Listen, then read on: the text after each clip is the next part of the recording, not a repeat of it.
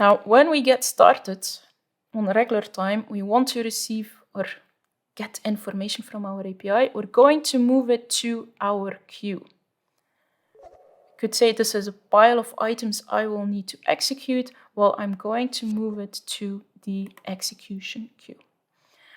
At some point in time, it will be on the top of that queue, so we're going to execute whatever is in that group. In my group, I can define multiple items. In our example, we have our session. Could be something else as well. When you will go and look for SNMP integration, for instance, you will find that the parameter is defined in your group, and your parameter will indicate how to retrieve or where to find that information. In our case, it's a session. That session, when we go back into our top view, we have our protocol process, so we have our session defined.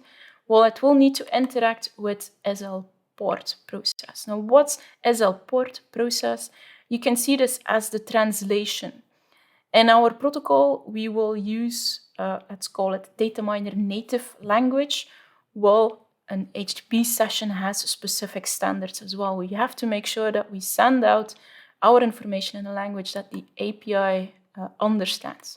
So we're going to send out our session to SL port. SL port will set up that connection, make sure it uses the language our API understands, and send out that information there. So let's send it out to the API. Once this is done, it's out of our control. That means that we're going to release some items here. There's no longer an interaction. The session is done. The group content has been sent out, but our purpose of our group is not yet finished. This means the group will stay on the execution queue. You can find it here on the bottom.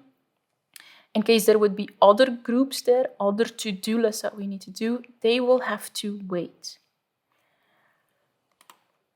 At some point in time, we will receive our response. So this will go back to SL port. SL port knows, okay, I had my original request from this specific protocol process for that element, so I know where to send it to.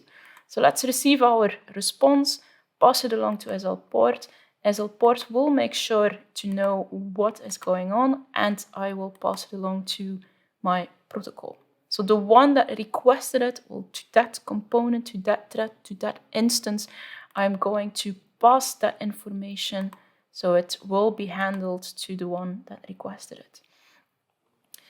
Remember, in our session, we had our response part, we had our status code parameter, and we had our response parameter.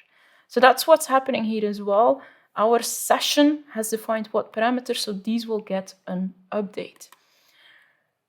I've already mentioned, in reality, we're going to process that information. We're not just going to print it. It could be, it's enough to simply print it. Most of the cases, we need to process it.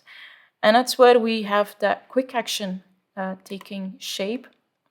As soon as something changes in our value of our parameter, so we have a change event on the parameter, the quick action will trigger, and this will run into a different process.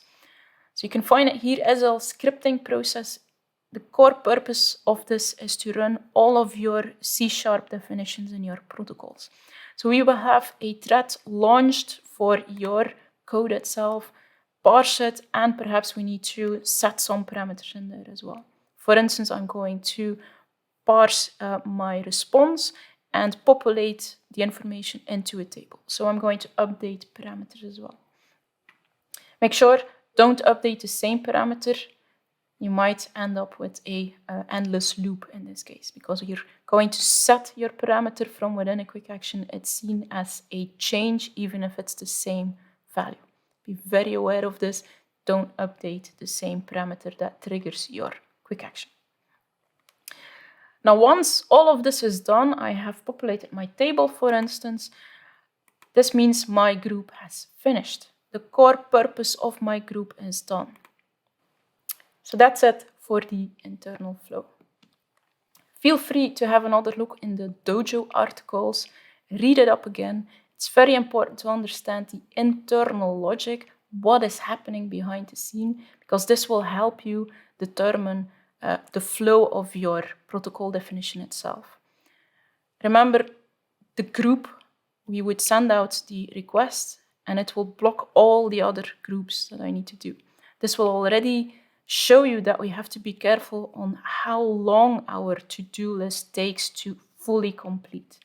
It's better to send out smaller requests so you can swiftly change to one option to another. Maybe I really want to cancel something right now, so I can make sure I can shift it on top of the execution queue.